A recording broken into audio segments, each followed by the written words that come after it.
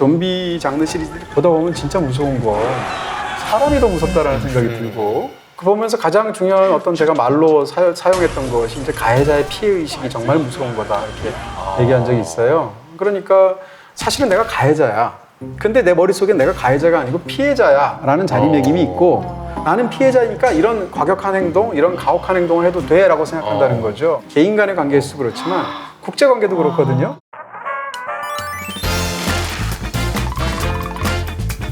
오늘의 주제 좀비입니다. 이 좀비라는 게 원래는 사실 해외의 어떤 괴물이잖아요. 그렇죠. 이국적인 낯선 괴물인데 이게 그냥 어떤 영화의 대상이었다가 이제는 하나의 장르가 됐고요. 게다가 우리나라가 너무 좀비물을 잘 만들어서 역수출을 하는 좀비 강국이 됐어요. 그쵸, 한국형 좀비가 또 인기를 끌죠. 네, K 좀비, 네. 킹덤도 있었고요. 그쵸. 지금 우리 학교는 지우와. 그쵸. 네. 그거 인기더라고요. 그리고 예능도 있어요. 좀비버스라고 넷플릭스에. 맞아. 네, 실제로 이게 지금 현실이 된다면 어떻게 할 것인가를 몸으로 뛰어보는 그런 예능도 있더라고요. 그쵸. 만약에 정말 영화에서처럼 우리나라에도 좀비 바이러스가 퍼졌다 하는 뉴스가 나오면 가장 먼저 뭐부터 하실 거예요? 보급품을 좀 챙겨야죠. 마트에 먼저 갈 것 같아요. 사재기. 통조림부터 시작해서 일단은 로켓으로 일단 배송을 시키고 그 와중에 배송이 가서 될까요? 안 사고 배송시킬 거예요? 제일 빠릅니다 그게. 내가 갔다 오는 것도 빨라. 좀비가 들고 와. 문 앞에 두고 가라고 해야 됩니다. 문 앞 배송. 네. 나는 좀 실망스러운 대답이에요. 왜요? 우리 과학 커뮤니케이터 궤도가 바이러스가 어디에서 비롯됐을까? 어떻게 치료할까? 맞아. 연구를 하고 실험을 할 생각을 하지 않고 맞아. 저 생명공학 쪽이 아니라가지고 잘 저도 빠져나가네. 한 3분의 2 정도 넘어가면 편승. 슬쩍 나도 이게 좀비로 가야죠. 평론가님은 어떻게 하실 거예요? 그럴 줄 알고 파야케를 만들었습니다. 이렇게 하면서 파야케 체제가 네. 문도 철문에다가 안에 책도 한 27,000권 있고 오. 근데 식량이 없지 않습니까? 그러니까 제일 먼저 보급 투자를 해야 되고 제가 보급품 갖고 가겠습니다. 제가 막 문 두드릴 때 열어주셔야 돼요. 일단 눈동자 먼저 확인하고 네. 그래요. 무서운 게 그거잖아요. 잠복기. 네. 좀비인데 그러니까. 좀비의 특징은 네. 일단 바른 자세가 아니에요. 약간 이렇게 해갖고 근데 왜 이렇게 좀비가 열풍일까요? 우리가 가장 매혹되는 이야기가 뭘까 하면 가장 원초적인 게 좀비 영화에 다 있는 것 같아요. 첫 번째는 일단 기본적으로 생존 스토리. 네. 죽고 사는 문제, 나는 살아야 된다라는 것이 이제 생존자에 이입해서 보는 그런 네. 장르라고 말할 본능. 수 있잖아요. 거기다가 나를 공격하는 사람이 무슨 칼로 혹은 뭐 총으로 이게 아니고 가장 원초적으로 이빨로 나를 잡아먹으려고 달려드는 거잖아요. 네. 그야말로 가장 원초적인 어떤 공격과 그것을 막아내기 위한 가장 근본적인 대응을 보여준다라는 측면에서 재밌고 인간의 동물성. 그렇죠. 그다음에 이게 뭐라고 할까요? 이제 보통 일반적인 이런 장르물들이 저류에 자기가 하고 싶은 얘기를 깔기도 한단 말이에요. 좀비 장르는 뭔가를 은유하기에 굉장히 맞아요. 좋아요. 맞아. 애초부터 좀비 장르가 그랬고 네. 또 다양한 어떤 사회 문제, 역사적인 문제, 가족 문제, 혹은 개인의 정체성 문제, 인간의 본성 문제까지. 네. 그 다음에 이 좀비라는 캐릭터가 굉장히 매력적 아니에요? 그 좀비의 어떤 특유의 양식이 있잖아요. 굉장히 스타일리스틱하잖아요. 자기만의 스타일이 있어요. 그러니까 좀비 드라마에서 가장 극적인 순간들은 내가 사랑하는 사람이 좀비한테 물려서 흑화했을 때 어떻게 해야 되느냐라는 맞아. 문제가 슬픔과 네, 거의 모든 좀비 영화에 다 나온다고 할 수 있죠. 사랑하는 사람도 아주 친한 친구도 가족도 어느 순간 과연 이 사람이 끝까지 나의 편일까? 이렇게 생각이 들 수도 있잖아요. 그런 순간을 어떻게 보면 장르적으로 변형했다고 볼 수도 있겠죠. 그러네요. 그리고 뭐 사르테이 곡 중에서 그런 말 있잖아요. 유명한 그 나오는 그 타인은 지옥이다라는 말 자주 떠올리게 되는데 웹툰도 있죠. 네, 타인은 지옥이다라는 말 문장에서 떠올렸던 가장 어떤 그 극적인 장르를 떠올린다면 좀비 영화 아닐까? 더군다나 좀비는 때잖아요. 맞아요. 세계와 나인데 세계가 다 흑화되고 있는 거잖아요. 그런 측면에서도 흥미롭죠. 그러면 좀비의 유래를 좀 따지고 보면 사실 좀비 우리나라는 도깨비, 뭐 물귀신 이런 거는 있어도 네. 원래는 좀비가 있지 않았잖아요. 네, 좀비는 없죠. 서양에서 온 건데 그것도 따지고 거슬러 올라가면 원래는 부두교에서 처음 생겼다고 들었어요. 우리나라에 좀비는 없었지만 은비까비 아세요? 나 이런 거 좋아. 잠비, 은비까비. 우리가 이제 굉장히 우스꽝스러운 방식으로 특히 할리우드 영화나 이런 데서 사용을 해서 그렇지 거기에는 사실은 어떤 한 집단의 거대한 아픔이 담겨 있는 거죠. 그러니까 이제 콜럼버스가 그 히스파니올라 섬에서 그러니까 지금의 이제 도미니카하고 아이티가 있는 섬이죠.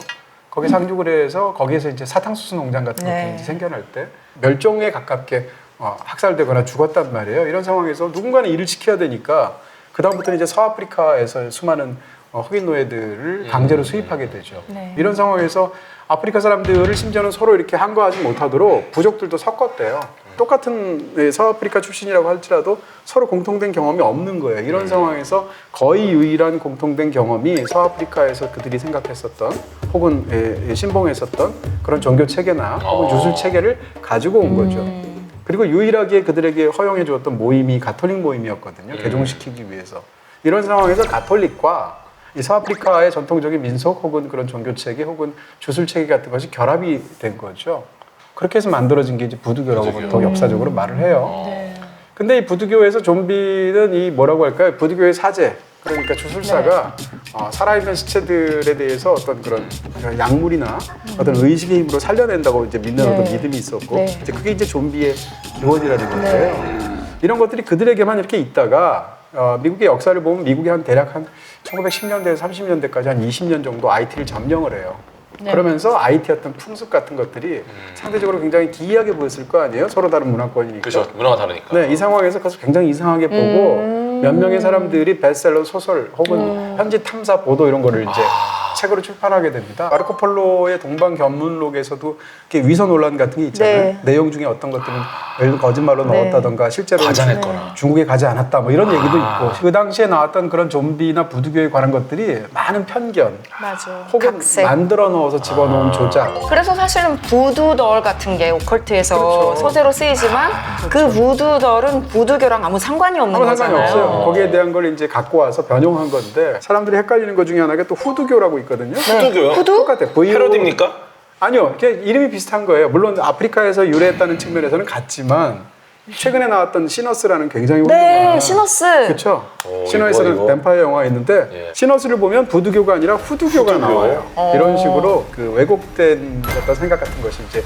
미국으로 수입이 되겠고요. 제가 본 책이 그건가 보네요. 네, 어떤 책? 나는 좀비를 만났다라는 책. 예, 그게 그 중에 하나예요. 웨이드 데이비스라는 분인데 네, 이분이 맞습니다. 그 IT 사람들을 만나서 실제로 이제 좀비가 있다라는 걸 확인하고 좀비와 대화를 하고 뭐 이런 건데 재밌는 게 좀비 독약이라는 게 나오더라고요. 네. 좀비 파우더. 그 이런 어떤 약을 이용해서 독약을 이용해가지고 일종의 법적인 그런 과정, 그러니까 형벌로서. 네, 형벌로서. 그래서 이걸 통해서 네. 그 살아있는 사람을 굉장히 정신적으로 뭐 육체적으로 이제 압박을 한 다음에 그런 독약을 써가지고 한번 가사 상태에 빠졌다가 다시 살아나는 네. 그 체험을 하고 나면 그 다음에 약간 사고가 마비돼가지고 다른 지역에 노예로 이렇게 팔리고 그랬대요. 자유 의지를 네, 잃어버리니까. 그러면 진짜 있는 독약인가? 테트로도톡신이라는 독, 이게 보고독이거든요. 테트로톡신을 써가지고 간 상태로 만들었다가 깨운대요. 그러니까 죽지 않을 만큼만 써야 되잖아요. 그러니까 죽을 만큼을 쓰면은 6시간 그 안에, 정말 길게 8시간 안에 무조건 생사 결정돼요. 그냥 죽는 거야. 네. 근데 회복이 되잖아요. 정말 어떠한 부작용 없이 말끔하게 회복이 된대요. 치료만 잘하면. 닉 퓨리가 네. 아군까지 다 속이려고 네. 죽은 걸로 위장한 적이 한 번 있잖아요. 네. 그때 쓴 사뮤엘 거예요, 잭슨이. 그거예요? 그때 테트로도톡신 이 보고독을 썼다는 주장이 있어요. 뭐 약은 아닙니다. 절대 뭐 좋은 건 아니니까. 과학자적인 입장으로 사람을 좀비화하는 게 가능하다는 걸로 들리는데요. 만약에 죽은 시체를 살릴 수 있어. 그래도 이 썩어가는 신체를 가지고 돌아다니는 게 가능할까? 고민을 해보는 거죠. 일단은 그 인간을 쫓거나 물거나 행동을 하잖아요. 네. 이거는 일단 신경 반응을 바탕으로 합니다. 근데 이제 좀비 같은 경우가 머리만 안 터지면 아무 문제 없이 생존해 있다는 게 좀비의 컨셉입니다. 맞아요. 내장이 다 빠져가지고 흘러내려도 그쵸. 막 쫓아다니고 네. 뛰어다니고 하잖아요. 근데 이거는 만약에 신경 조직이 살아있다면 그 통증은 어마어마할 거예요. 네. 그러니까 이 말이 뭐냐면 누가 탁 건드려. 네. 그럼 좀비가 확 물 거 아니에요. 이게 가능하다면 이 몸에 신경 조직이 활성화돼 있다는 건데 네. 그러면 상처에도 반응할 수밖에 없다는 거예요. 염증 반응이라든지 모든 상처. 그러니까 이러면은 너무 아플 거예요. 네. 그럼 좀비가 사실 이게 아니라 막 이러면서 다녀야 거지. 그러니까 말이 안 된다는 거네요. 뭐 이러면서 뭐 하나 찔리면 말이 안 된다는 거죠. 그리고 이제 열적으로 고립된 개라고 보는 거예요. 이 좀비를. 그러니까 개요? 네, 연력학제 2법칙으로 개, 네. 이 좀비를 하나의 어떤 시스템이라고 본다면은 개. 이 좀비가 이 살을 먹어서 에너지 보충을 한다면 말이 되지만 일부 좀비는 계속 바이러스만 퍼뜨리고 물기만 하지 뭔가 이렇게 허겁지겁 먹질 않아요. 식사하듯이. 그러니까 이렇게 보면은 일종의 연구기관이라고 볼 수 있어요, 좀비를. 어떻게 보면은 인풋이 없는데. 네, 에너지를 만드는 무언가가 없는데 계속 에너지를 얻고 굉장히 활동량이 좋습니다. 누구든 이렇게 열심히 운동을 한다면은 에너지가 다 고갈될 수밖에 없어요. 어떻게 보면은 이거를 만약에 가능하다라고 한다면 광합성을 해야 되는 상황일 거라고 보는 거죠. 근데 웃긴 게 좀비가 낮에 못 돌아다니는 컨셉인 경우가 꽤 있습니다. 광합성하기가 어렵네. 네. 그러니까 되게 아이러니한 거죠. 어떻게 이들은 그 에너지를 얻을까?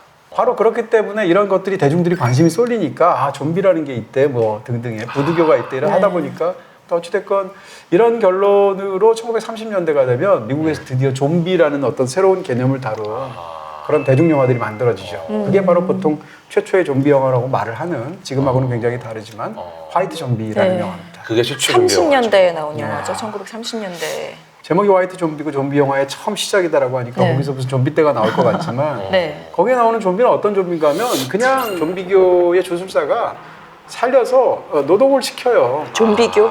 네, 죽었다 살아나는 거네요. 예, 농장에서 네. 일 시키기 위해서 시체들을 살려가지고 일 시키는 어떻게 보면 약간 피해자에 가까운 그런 느낌이라고 그럴까? 우리가 오늘날 떠올리는 좀비 하면 약간 고개 꺾고 무시무시한 식욕만 남아있고 네. 뇌는 없는 그렇죠. 그런 어떤 이미지가 좀비가 있잖아요. 그런 식인의 이미지 같은 건 초기에는 전혀 없었고요. 네. 그게 나타난 것이 우리가 보통 진짜 좀비 영화 장르의 효시라고 말하는 바로 그 유명한 살아있는 시체들의 시체들의 밤이라는 밤. 영화예요. 그 영화를 보면 우리가 알고 있는 좀비의 원형이 그대로 있죠.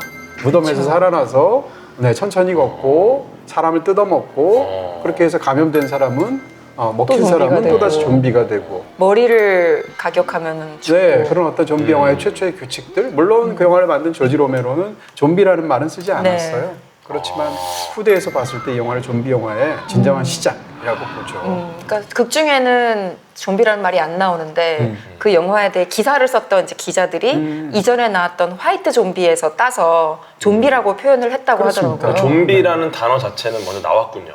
그쵸. 그거는 콩고 단어에서 시작했다던데. 네. 은잠비? 은잠비. 은잠비. 이라는 뜻의. 네, 살아있는 시체들의 밤은 당연히 이 장르의 어떤 시작이고 전설이고의 말 그대로 애초에 그 작품이 나왔던 것에 대해서 뭐 당대에서도 그렇겠지만 후대에서 이것이 과연 무엇에 관한 이야기인가라는 것에 대해서 예를 들면 뭐 인종차별에 관한 어떤 부분이라던가 네. 베트남 전에 대한 어떤 군중들의 태도라던가 음. 아니면 냉전이라던가 핵에 대한 공포라던가 이런 것에 대한 은유의 이야기로 보는 견해들이 굉장히 많아요. 그런 그 측면에서. 벤, 주인공 벤이 공포 영화 사상 최초의 흑인 주인공. 그렇습니다. 이었대요. 이제 뭐 스포일러라서 말은 못하지만 네. 이 벤이라는 사람이 이제 주인공인데 이 주인공이 마지막에 어떻게 되는지도 네, 알죠. 굉장히 쇼킹하거든요. 근데 거기에 대해서도 어떤 징후라든지 어떤 은유 같은 것들을 읽어내는 견해들이 굉장히 많죠. 근데 사실 이 좀비 영화 장르가 애초에는 굉장히 하위 장르고 그러니까 영화가 얼마나 훌륭한지랑 무관하게 저예산, 초저예산으로 만들고 제작비의 상당 부분이 인건비인데 그쵸. 뱀파이어 영화 이러면 그냥 드라큘라 하나에다가 몰빵해서 제작비 넣으면 되는데 맞아요. 좀비 영화는 최소한 수십 명이 네. 필요하잖아요. 이러니까 이 사람들을 제대로 쓸 수가 없고 근데 나이트 오브 더 리빙 데드를 만들었던 시절에 조지 로메로는 돈도 없고 저예산 영화로 나왔죠. 그러니까 찍는 로케이션 장소에 동네 주민들한테 푼돈 줘가면서 엑스트라를 부탁을 하지 않았겠어요? 지금 보면요 하다가 태업하시는 분들이 많아요. 네. 안 쫓아가. 좀비는 예를 들면 도구를 하다가. 사용하면 안 되는데 무슨 도구를 사용하는 아, 그래요? 좀비도 나오고 갑자기 편의점 가 있고. 주저앉아서 되게 안 일어나는 허술하죠, 사람도 지금 있고 막 이런 보면. 게 최근으로 오면 그렇지 않죠. 엄청 빠르죠. 올드워지 같은 작품 맞아요. 그 빠른 좀비가 나온 어떤 효시가 이 살아있는 시체들의 밤 이후에 나온 속편이 리빙이 빠졌어요. Dawn of the Dead인데 시체들의 새벽 그거를 리메이크한 잭 스나이더의 새벽의 저주. 새벽의 저주. 영어로는 새벽의 같죠. 저주. Dawn of the Dead니까 네. 거기서 이제 갑자기 우사인 볼트처럼 빠른 좀비들이 나오면서 네. 그 새벽의 저주가 엄청 히트를 쳤잖아요. 그 잭 네. 스나이더가 그때가 원래는 이제 광고 감독을 하다가 처음으로 영화 감독으로 데뷔를 한 작품인데 여기서 주요 배경이 되는 건물이 백화점이잖아요. 그래서 어떤 소비 문화, 뭐 자본주의 이런 거에 대한 은유가 담겨 있기도 한데 이 백화점이 피츠버그의 근교의 먼로빌이라는 마을에 있는 먼로빌 몰이에요. 근데 워낙 그 백화점이 주요 장소로 쓰이다 보니까 거기는 거의 유적지가 돼서 예. 사람들이 성지순례를 오기도 하고 네. 매년 좀비 축제가 열리기도 하는데 바로 그 영화 때문에 앤디 워홀이 이런 말을 했대요. 사람들은 죽지 않는다. 뭐 I never think that people die. They just go to department stores. 아. 백화점에 갈 뿐이다. 네. 이런 명언을 또 나왔더라고요. 대중적으로는 그런데 약간 그 앞에 두 단계 정도는 있어요. 최초로 좀비 영화가 뛰기 시작한 건 바탈리언이라는 영화. 아, 그게 이제 존 루소가 네네. 만든 1980년대에 거. 나왔는데 바탈리언이라는 게 사실 이제 군대에서 사용하는 어떤 특정의 대대. 네, 대대란 뜻인데 이게 한국하고 일본만 바탈리언이라는 제목이 붙었을 맞아요. 거예요. 원제목은 그게 원제목은 네, Return of the 맞아요. Living Dead. 맞아요. 그렇죠. 근데 네. 존 루소가 조지 로메로랑 같이 싸우면서 네. 사이가 안 좋아져서 싸우면서 리빙 데드라는 타이틀의 권리를 존 루소가 가져갔더라고요. 아 그래요? 그래서 존 루소는 네. Return of the Living Dead라고 쓸 수 있었고 네. 조지 로메로는 네. Dawn of the Dead라고만 할 수 있었던 거라고 리빙이 그때 빠진 거예요. 또 저작권 또 관련된 네. 재밌는 얘기가 있군요. 복잡하네요. 네, 그러니까 원작자와 네. 감독 사이에 사이가 안 좋아져가지고 그 바탈리온에서 처음으로 좀비가 뛰기 시작해요. 그래서 어쨌건 1980년대 처음으로 좀비가 뛰기 시작했고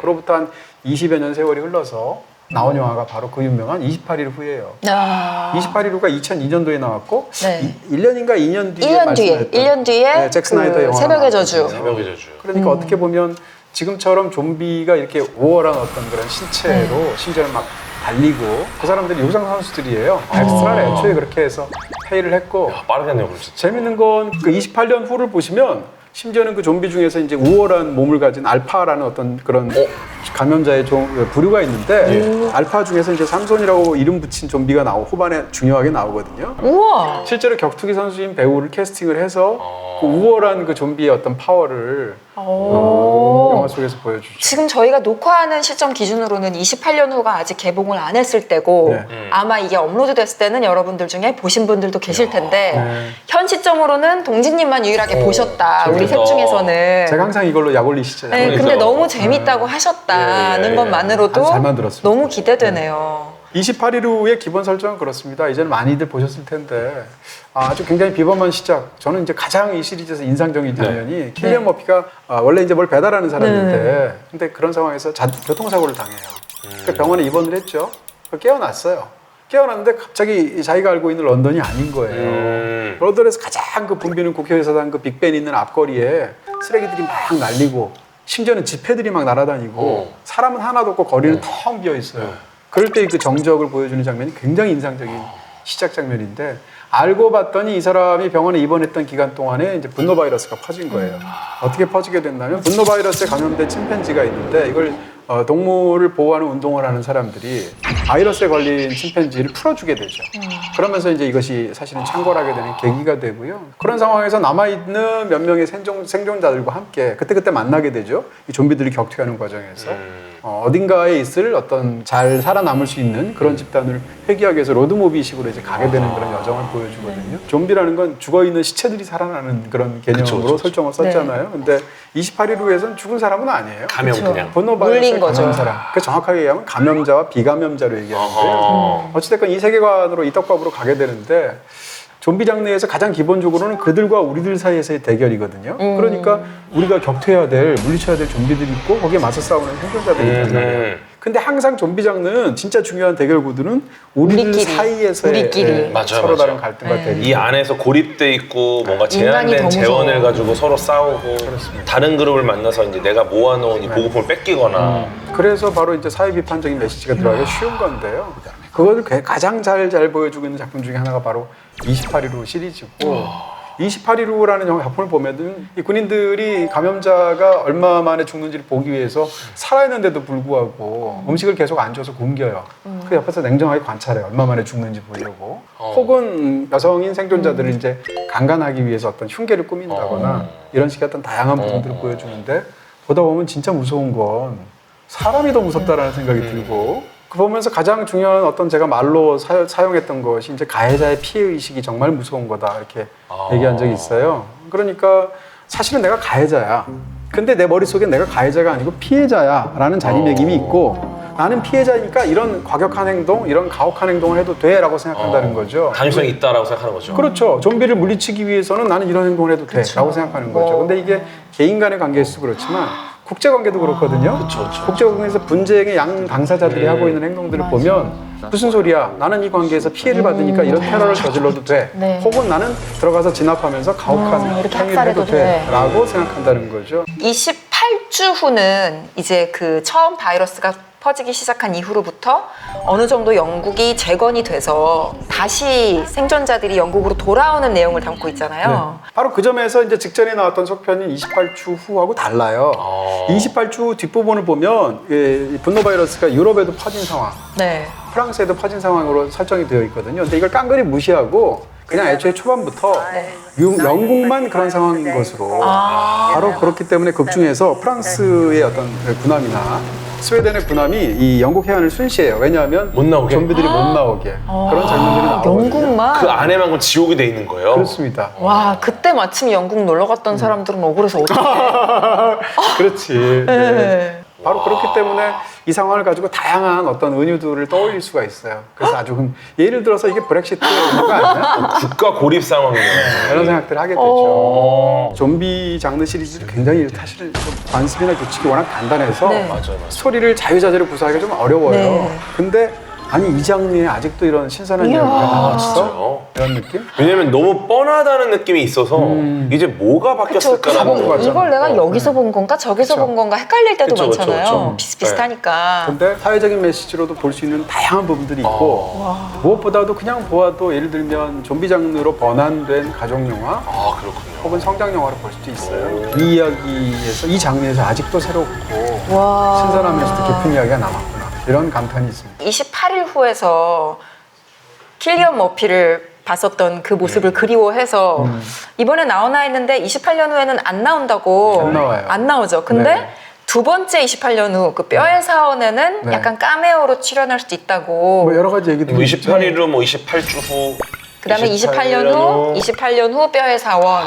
그다음 28년 후 챕터 3. 아. 좀비 장르하면 우리가 떠올리는 많은 것들 예를 들어서 이제 살아있는 시체들의 밤이 레전드이고 효시라고 말하지만 그 작품 본 사람 굉장히 드물거든요. 너무 옛날 영화니까 너무 또. 옛날 영화이기도 하고 또 저예산으로 소규모로 개봉했으니까. 근데 흑백이고. 워킹데드?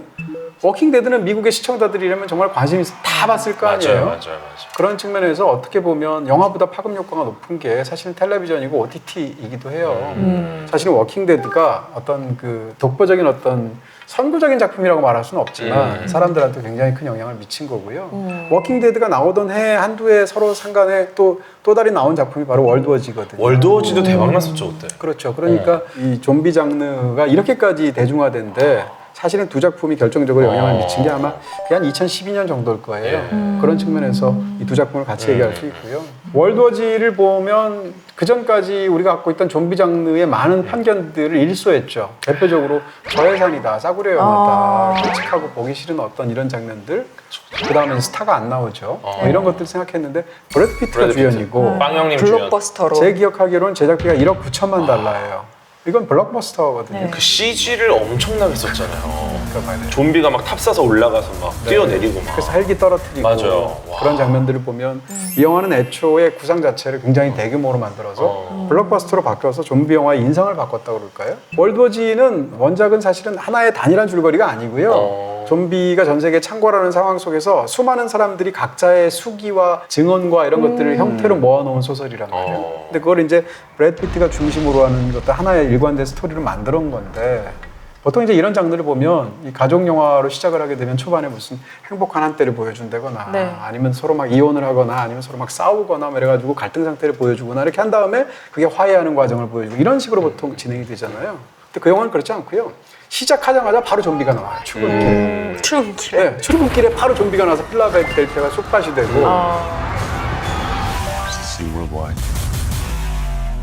경기도 평택도 나오잖아요. 거기 미군 기지가 나온단 말이에요. 북한이 좀비들을 대응하는 방법도 나와요. 북한은 청정 지역입니다. 왜냐? 네. 이빨을 다 뽑았기 때문에. 바로 그거예요. 그러니까 물지 너무 못하게. 재밌잖아요. 그러니까. 이빨을 다 뽑는다는 설정 자체가. 너 좀비야? 좀비가 아무리 물어도 안 물려. 이런 다양한 재밌는 유머까지 있는데 포인트가 있었어요. 되게 재밌는 게 영화가. 기억나요? 월드워즈는 스토리도 스토리인데 정말 대단하다고 제가 느낀 게 이제 우리가 보통 공포를 느낄 때 공간에 대해서 두 가지란 말이에요. 하나는 광장의 공포를 느끼고 또 하나는 밀실의 공포를 느낀단 그쵸, 말이에요. 그쵸. 두 개가 다 있어요. 그 영화에. 광장의 공포는 뭐냐면 바로 이스라엘에서 예루살렘에서 그 성벽을 타고 오르는 수많은 맞아요. 무슨 움직이는 레고 같지 않나요? 네. 약간 고체가 아니라 액체처럼 흘러가는 그런 어떤 압도적인 이미지가 있는데 감독 자체가 어렸을 때 수많은 개미떼가 언덕으로 바글바글하면서 올라가는 걸 보고 너무 그것이 무섭기도 하고 인상적으로 잡았대요. 피하고 싶은데 어디나 좀비가 창궐이 돼서 도망칠 수 없는 좀비들도 좌우 뭐 양옆 사방이 다 좀비. 하면서 막 이들이 몰려들어서 날 뜯어먹으려고 하는 거잖아요. 반면에 그 바로 다음 장면이 비행기 장면이거든요. 기내에서 싸우는 어떤 차투? 뭔가 뒤쪽에서 이상한 느낌이 들어서 딱 눈치를 채고 이 가방으로 바리케이드를 쌓았는데 그게 허물어지면서 좀비 떼가 들어오고 막 비행기 옆문이 터져 나가고 뭐 이러면서 펼쳐지는 장면인데 그로부터 몇 년 뒤에 부산행이 나왔잖아요. 물론 그 영화사에 영향관계가 있었다고 생각하지는 않지만 그 비행기에서의 장면을 기차로 옮긴 것 같은 거예요. 실제로 영향을 받았든 안 받았든 그런 측면에서 어쨌건 월드워즈의 비행기 장면이 그 밀실의 공포를 너무 잘 보여주거든요. 이러니까 이런 좀비 영화 장르로서도 확실한 볼거리를 제대로 장악하는 그런 작품이 됐죠. 확실히 이제 좀비 영화가 많이 나오면서 그 좀비의 정의가 좀 많이 바뀌는 것 같아요. 그럼요. 로메로 감독님이 좀비의 3가지 원칙을 만들었습니다. 네, 그게 네. 이제 살아있는 시체들의 밤. 네, 근데 이게 이 감독님이 만든 게 아니라 리처드 매드슨의 소설 나는 전설이다. 나는 전설이다의 영향을 받아서 만든 거라고 합니다. 맞아요. 영화 나는 전설이다에서는 네. 윌 스미스가 전설이잖아요. 네. 두 가지 엔딩이 있죠. 네. 극장판이 있고 감독판이 있고. 맞아요. 극장판이든 감독판이든 둘 다 윌 스미스가 치료제를 찾고 그 희망을 가지고 이제 네네. 인류가 뭔가 다음 단계를 준비하는. 네. 그래서 이제 이걸 치료제를 찾고 본인이 희생을 했거나 어쨌건 희생에 준하는 무언가를 했던 그 윌 스미스는 전설적인 존재다. 네. 헐리우드 느낌이잖아요. 네. 근데 소설에서의 나는 전설이다라는 내용은 완전 다릅니다. 그 소설에서는 네. 이분이 결국 잡혀가잖아요. 근데 거기에는 진화된 좀비들이 있는 거야. 근데 이들에게는 너무너무 무시무시한 존재가 윌 스미스인 거죠. 네, 왜냐면은 이 인류는 새로운 신인류는 밤에만 돌아다닐 수 있어요. 낮에는 활동을 못해. 근데 낮에 활동 가능한 이 윌 스미스가 낮에 그들을 몰살시킬 수가 있는 존재인 거예요. 그러면 어떻게 해야 됩니까? 이 윌 스미스 마지막 남은 인간이잖아요. 이 인간을 죽일 수밖에 없어요. 정말 최악의 적이니까. 그래서 윌 스미스가 이제 죽으면서 약간 어떤 자조하는 느낌으로 이야기를 하는 겁니다. 나는 전설이 되겠구나. 아, 전설의 의미가 조금 다르다는 거네요. 완전히 달라요. 그러니까 나는 지구를 구한 영웅으로서의 영웅으로서의 전설이 전설이냐, 아니라 그냥 역사적인 역사의 의미가. 뒤안길로 그쵸. 사라진 전설이 네, 되느냐. 스스로 생각하는 거죠. 나는 아마도 이들에게 전설적인 존재가 되겠구나. 왜냐? 이들을 공포에 떨게 했고 하지만 이제는 멸종되겠구나. 그 말씀하신 원작 소설 나는 전설이다가 이제 처음으로 영화화된 게 지구 최후의 사나이잖아요. 그 영화를 보면 딱 그 소설에서의 전설 이 느낌이 나요. 내용이요? 예, 왜냐면 마지막에 막 지구를 구하는 영웅으로서의 면모가 강조되는 게 아니라 정말 텅 빈 지구상에 혼자 남은 남자의 외로운 적막감이 계속 나오거든요. 그러니까 되게 고독하고 지금 뭐 지구를 살리는 거를 걱정하기에 앞서서 너무 심심해. 너무 외로운 게 일단 제일 문제인 유일한 거죠. 종이니까. 네, 남아있는. 그게 이제 두 번째 오메가맨으로 뭐 한 1970년대에 나왔다가 세 번째 나는 전설이다. 윌 스미스 주연으로 나오면서 좀 이렇게 영웅화된 거죠. 그렇군요. 근데 나는 전설이다가 또 속편이 나온대요. 맞아요. 들었어요. 네, 그래서 각본 작업하고 있는데 그 속편이 나온다고 공식 발표가 되면서 감독판 엔딩이 그쵸. 공식 엔딩인 걸로 이렇게 좀 설정이 됐더라고요. 네. 그래야지 또 윌 스미스가 나올 수 있으니까. 근데 윌 스미스는 또 다른 의미에서 또 전설이 됐죠. 제목대로 전설이죠. 그렇군요. 알겠습니다. 조지 로메로 감독이 이제 리빙 데드를 영화 제목으로 처음 쓰면서 리빙 데드가 하나의 표현으로 등장한 네, 거잖아요. 네. 근데 말이 안 되잖아요. 살아있는 죽은. 모순어법이죠. 네, 그야말로 좀비의 정의에 가까운 표현인데 패러디물로 나이트 오브 더 리빙 브레드도 나왔고요. 살아있는 시체들의 밤이랑 플롯이 똑같아요. 근데 그것도 다만 이제 빵으로 흑백이고. 바꿔서. 네. 그리고 나이트 오브 더 리빙 포크라고 이후로도 많이 패러디가 되고 나중에 이제 리빙자가 빠지고 계속 무슨 오브 더 데드, 뭐뭐 오브 더 데드 이렇게 계속 가잖아요. 그쵸. 그래서 로메로 감독이 시체 6부작을 완성을 해요. 나이트, 던, 데이, 랜드, 다이어리, 서바이벌 오브 더 데드 이렇게 6부작을 완성을 하는데 거기서 또 그 새벽의 저주가 너무 성공을 하니까 그쵸, 가장 거기서 대표적으로. 또 패러디 영화가 나오잖아요. 나오죠. 네. Dawn of the Dead를 네. Shaun of the Dead로 바꿔서 네. 새벽의 황당한 저주라는 어. 약간 B급 병맛 영화가 나오는데 그건 재밌죠. 아, 너무 훌륭한 완전 영화예요. 코미디. 네. 사이먼 페그가 나오잖아요. 그렇습니다. Dawn of the Dead를 Shaun of the Dead로 이제 약간 라임을 바꿔서 주인공 이름이 션이죠. 그게 이제 사이먼 페그가 등장하는데 사이먼 페그 하면 요즘은 다들 미션 임파서블 임파서블 떠올리실 알죠. 텐데 네. 사이먼 페그가 가장 멋지게 흥미롭게 또 웃기게 나오는 게 항상 닉 프로스트랑 이 같이 콤비로 나오는 그런 그 영화들이 굉장히 재밌거든요. 제가 그 영화를 너무 좋아해서 얼마나 좋아하냐면 거기에 이제 크리켓 배트로 이제 좀비를 때리는데 크리켓 배트의 두 주연 배우가 사인한 크리켓 배트가 저한테 있어요. 사이먼 페그와 닉 프로스트가 사인한 배트가 있을 정도로 대박이네요. 좋아합니다. 이 작품을 보면 초반에 그래요. 이 뭔가 이 사람들이 살면서 너무 인생이 따분한 거예요. 주인공은 세일즈맨인데 어제 한 일 또 하고 오늘 한 일 또 하고 여주인공이 초반에 뭐라고 그러냐면 정말 지루해서 죽을 것 같아. 무슨 일이라도 있었으면 좋겠어. 하는데 이제 이 좀비 떼들이 창궐하는 거예요. 그러니까 너무 재밌는 일인 거예요. 그렇게 해서 코미디로 바꾼 건데 바로 그 말이 이제 새벽의 황당한 저주인 거네요. 그렇죠. 재밌는 장면들이 너무 많은데 예를 들면 이제 음악과 동기화해서 만들어낸 어떤 장면들 같은 게 굉장히 재치 있죠. 예를 들면 Don't Stop Me Now에 맞춰서 교대로 좀비를 때리는 장면이나 두 사람이 두 사람이 이제 바에서 이제 거하게 취해가지고 밖으로 나오는데 저기 최초의 좀비가 오게 되면 좀비가들이 소리를 천천히 내잖아요. 이런 소리. 근데 그 사람이 취해서 그러는 줄 알고 좀비인지도 모르고 거기에 맞춰서 두 사람이 힙합을 해요. 뭐 그런 장면이 나온다거나 이런 생각만 해도 웃기다. 네, 굉장히 재밌고요. 제가 가장 재밌어하는 거는 좀비들이 막 오는데 뭐라도 던져서 격퇴를 해야 되는데 던질 게 없는 거야. 네. 그런 상황에서 두 사람이 음악을 좋아하니까 LP판들이 있단 말이에요. 그래서 원반처럼 던져가지고 격퇴를 하는데 그 와중에도 원반이 너무 아깝잖아요. 왜냐하면 LP판 좋아하는 거니까. 프린스를 너무 좋아해서 퍼플레인 던질까 말까 하면 던지지 마 이래요. 왜냐하면 퍼플레인은 명반이거든요. 똑같은 프린스인데 배트맨 OST가 나오면 바로 던져버려 이래요. 왜냐하면 그거는 별로 그렇게 훌륭한 음반이 아니에요. 재밌네요. 제일 재밌는 건 다이어 스트레이트 음반인데 다이어 스트레이트 어떻게 할까 하니까 던져버려 이렇게 얘기한다고요. 다이어 스트레이트 던져버리는데 이 다이어 스트레이트의 로미오 앤 줄리엣이라는 노래를 이 영화에 쓰고 싶었어요. 네. 그래서 쓰게 해달라고 저작권 네. 요청을 했는데 안 된다고 그랬어요. 거절당했어요. 그래서 던져버리라 그런 거예요? 수심으로. 그래서 다이어 스트레이트를 집어던지는 장면이 나와요. 물론 이제 나중에는 이 영화 끝나고 나서 이제 굉장히 재밌는 화해의 순간들이 있는데요. 이런 것까지 녹아들어 있는 굉장히 이렇게 웃기고 재밌게 볼 수 있는 좀비 코미디죠. 2018년에 국내에 개봉한 일본 영화가 있습니다. 카메라를 멈추면 안 돼라는 영화인데 너무 사랑스럽죠. 자, 이거를 제가 보게 된 계기가 제 친구가 진짜 재밌는 영화가 있다. 근데 너 이거 중간에 아무것도 보면 안 된다. 예고편도 보지 말고 아무것도 보지 말고 일단 봐. 근데 진짜 재밌어. 그래갖고 이제 제가 봤어요. 근데 보는데 짜증나죠. 너무 B급 영화인 거예요. 그리고 이게 좀비 영화를 촬영하는 어떤 촬영장에서 벌어지는 일입니다. 근데 좀비도 등장을 하고 근데 뭐 영화 자체가 조금 너무 수준이 떨어지는 느낌? 도대체 왜 이런 영화를 보라고 하는 거야? 네. 영화 촬영 현장이 막 아수라장이 되고 하나하나 이제 왜 이런 일이 있었는지에 대한 이야기가 이제 펼쳐지는데 그때부터 이제 재밌어지기 시작합니다.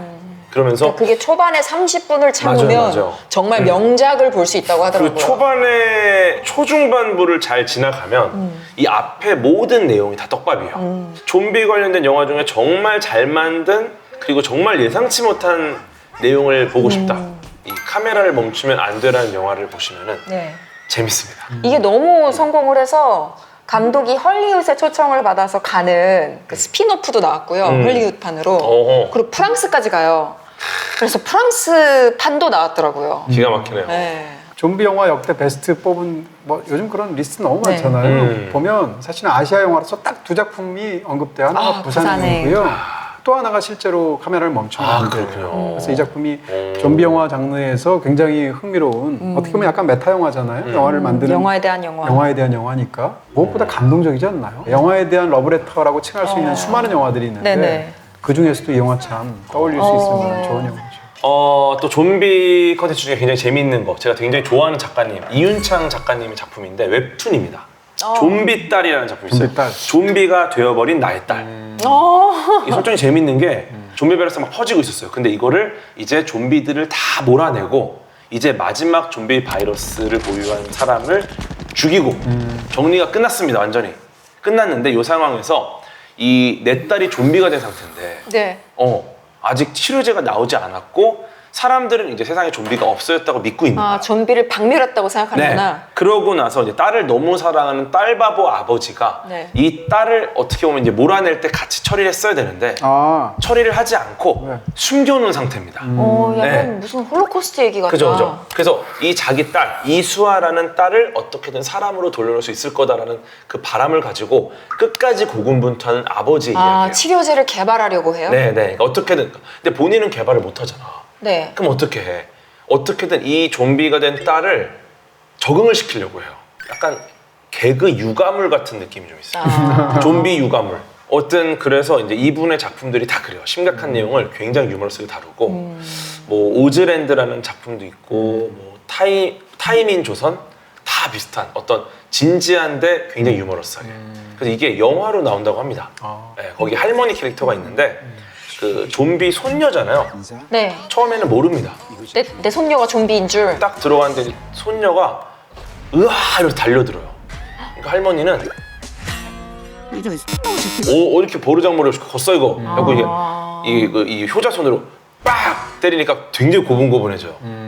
막 그런 식의 코미디예요. 와, 주연 배우가 조정석 씨, 조여정 씨예요? 조정석님이 주연을 맡고 이제 좀비 아빠구나. 네, 할머니 역할은 이정은 배우님이 맡았고, 네. 조여정 배우님부터 이제 굉장히 뭐 윤경호 배우님, 뭐 최유리 배우님 굉장히 훌륭한 분들 많이 나오시는데 와. 기대가 많이 됐고, 굉장히 재미있지만 마지막에는 또 감동을 주는 그런 코미디물이 아닐까. 좀비 코미디물이라고 볼 수 있겠습니다. 약간 좀비를 무섭지 않게 만든 영화도 있죠. 네. 많이들 보셨겠지만 원바디스. 잘생긴 좀비. 귀여워요. 네, 그거는 이제 좀비가 원래 이제 살아난 시체, 부활한 시체가 좀비인데 정말 살아나서 움직이는 거에서 한 발 더 나아가서 갑자기 몽글몽글하게 사랑 감정을 느끼면서 사람으로 변해가는 과정인데 니콜라스 홀트의 얼굴이 점점 잘생겨지는 과정을 함께 볼 수 있죠. 그때 렌틸드라는 영화도 중독 렌틸드. 주제로 다뤘을 네. 때 언급한 적이 있었는데 정말 니콜라스 홀트는 뭐 드라큘라나 이런 역할 잘하잖아요. 엑스맨에서도 비스트로 나오죠. 네. 근데 점점 분장이 이제 지워지면서 인화하는 과정을 볼 수 있죠. 네. 이런 영화를 그래서 우리가 로맨틱 코미디를 롬컴이라고 하듯이 좀비 로맨스 영화다 해서 좀컴. 좀롬이라고 하더라고요. 좀롬. 자, 그리고 저희가 간과하고 있는 엄청난 대서사시가 있습니다. 밀라 요요비치의 활약을 볼 수 있는 레지던트 이블 시리즈. 2002년에 처음 나오고 나서 총 6편이 나왔어요. 이게 게임 기반이에요, 영화. 맞아요. 바이오 해저드. 네, 좀비라는 주제로 만들어진 게임의 양대 산맥이 있습니다. 네. 하나가 사일런트 힐 시리즈, 하나가 이 바이오 하자드 시리즈. 이 두 가지인데 이게 차이는 있어요. 예를 들어 사일런트 힐 같은 경우는 평범한 주인공이 나옵니다. 네, 그리고 바이오 하자드는 특수 요원이에요. 그죠. 싸움을 생물학자. 굉장히 잘하거나 네. 뭔가 경찰이거나 이런 분들이 나와요. 근데 재밌는 게 사일런트 힐은 그 특유의 공포가 있어요. 차혹한 안개 속에서 일반인이 이 사일런트 힐이라는 곳에 오면서 펼쳐진 일인데 오직 의존할 수 있는 게 라디오가 하나 있습니다. 이 라디오가 무언가 알 수 없는 게 접근을 하면 소리가 점점 나요. 네, 그래서 이게 일종의 어떤 경보 알림이거든요. 분위기가 정말 압도적이고 심리를 자극하는 공포가 있습니다. 네. 근데 이 바이오 하자드는 어떻게 보면은 좀비 잡는 무한 도전 느낌. 네, 굉장히 액션이 강하게 됩니다. 영화도 그렇잖아요. 영화도 그렇죠. 액션 호러. 네. 그래서 어떻게 보면 이 사일런트 힐에는 주인공이 과거에 저지른 일에 대한 죄책감이라든지 여러 가지 그런 묘사들이 이 게임 안에서 굉장히 어떤 형태로 구현이 돼요. 크리처라는 공포 존재가 나오거든요. 가장 공포적이고 기억에 남는 크리처 중에 널스라는 크리처가 있어요. 간호사? 간호사. 네. 얼굴이 없고 간호사의 옷을 입고 있고 기괴한 움직임과 아주 이상한 숨소리를 내요. 네. 그런데 포인트가 이 몸매가 좋으세요. 운동을 많이 하셨어. 네.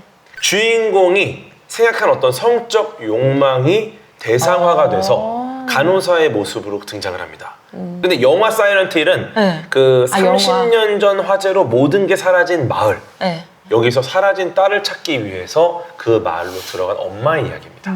근데 바이오 하자드 시리즈는 T 바이러스가 이제 핵심이에요. 좀비 네. 바이러스. 이거가 유출되면서 거기서 시작되는 뭐 인공지능들이 이제 직원들을 다 죽이기 시작하고 이 유출 상황과 연결돼서 연구시설에서 주인공이 다시 돌아가서 이 인공지능을 재부팅 시켜야 되는 상황 이런 것들이 막 어우러지면서 어떻게 보면은 그 좀비로 변한 연구원들과 특수부대 요원의 대결 시원하게 좀비를 쓸어버리는 약간 그런 느낌이 됐죠. 거기서는 뭐 밀라 요요비치가 굉장히 강렬한 카리스마를 가진 여전사로 나오잖아요. 근데 6번째 편에는 우리 또 이준기 씨가 나오죠. 오 그렇군요. 그래서 그때 밀라 요요비치가 내한도 하고 홍보도 대대적으로 했었던 기억이 나요. 원래 게임 원작인 영화가 성공가 쉽지 않거든요. 그런데 이거는 둘 다 영화적으로도 굉장히 호평을 받았고 흥행을 했습니다. 어느 정도는.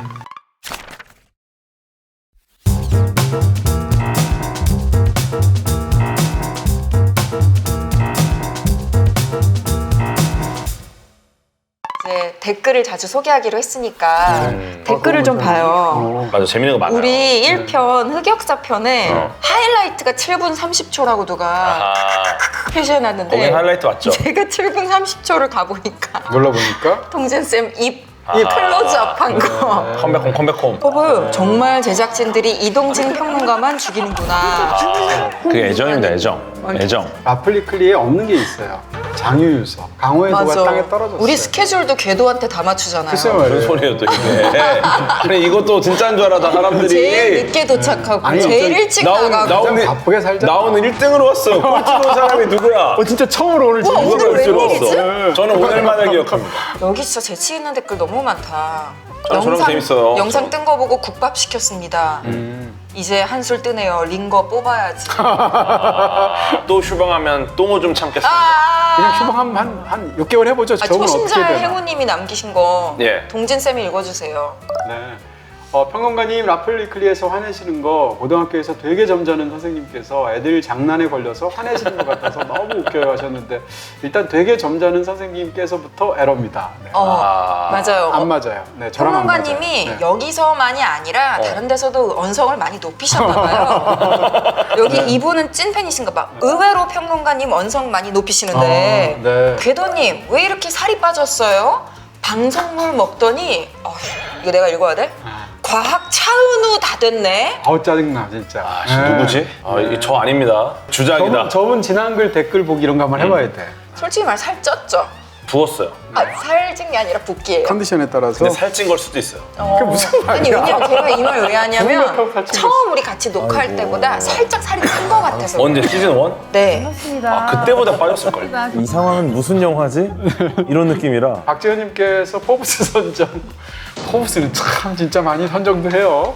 구내 식당에서 모든 사우들이 함께 봐야 하는 영상 1위. 우와. 감사합니다. 교육적이지, 재밌지, 웃기지, 심지어 길지. 맞아요. 네, 너무 좋아요. 너무 좋죠. 구내식당. 민2962님이 현모님 흑역사도 궁금하다고요. 자연스럽게 어원으로 넘어가지 말아요. 이거는 글쎄 저희가 글쎄 말이에요. 해명을 좀 드리지만 네.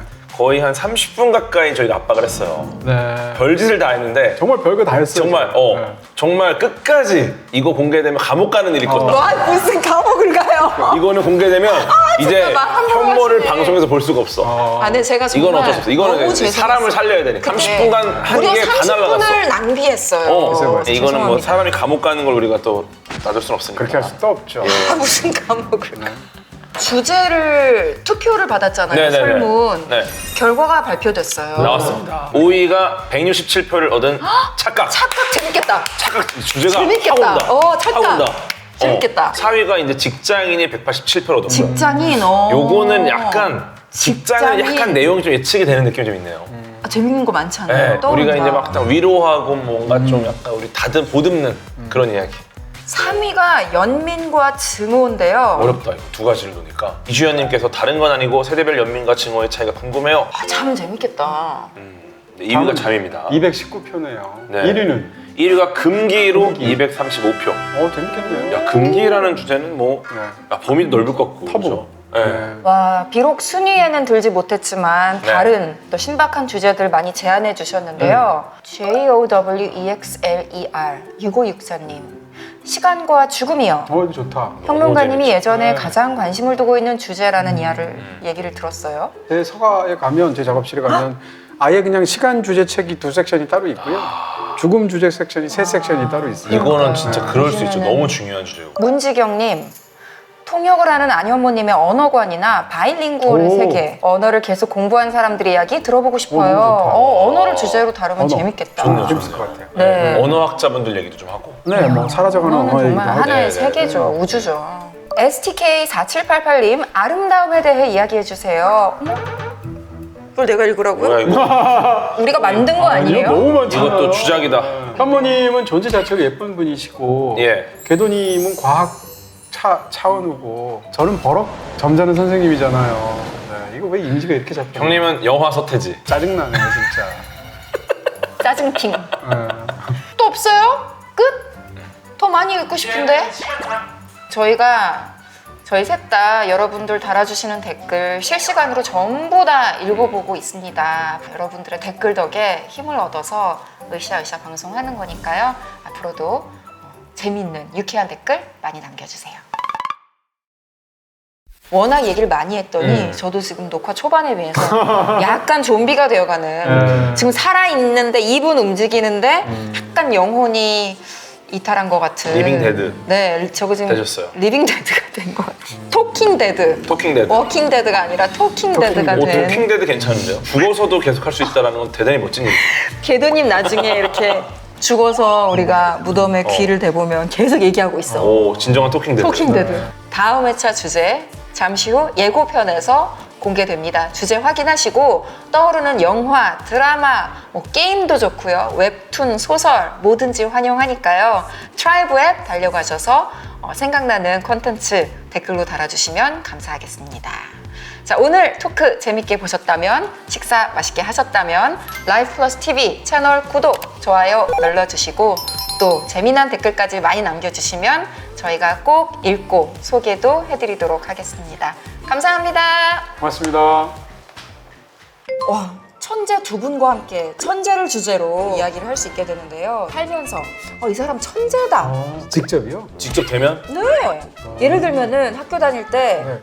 그게 자기 자신이었나 둘 다. 그냥 거울 볼 때 그 생각해요. 제가 천재라고 생각하면서 자랐던 긴 시간이 있습니다. 계속 올백을 맞으니까. 어렸을 때 오맨이라는 영화를 보고는 혹시 내가 악마가 아닐까? 경랑이 치는 배에서 바다를 지휘하셨대요. 바다가 잔잔해지더라고요. 정말 엑스트라 오디너리 하십니다. 저 같은 평론하는 사람 입장에서 누구는 천재야라고 말해버리는 건 쉬워요. 근데 그렇게 말하면 약간 지적인 게으름처럼 느껴져요. 근데 얼굴 천재는 인정해요. 차은우 씨가 과학 좋아하시겠어요? 1초 만에 과학 좋아합니다. 그러니까 얼굴 천재에서의 천재는 정말 천재라는 단어가 가진 모든 품격을 다 부여하는 거예요. 맞아요.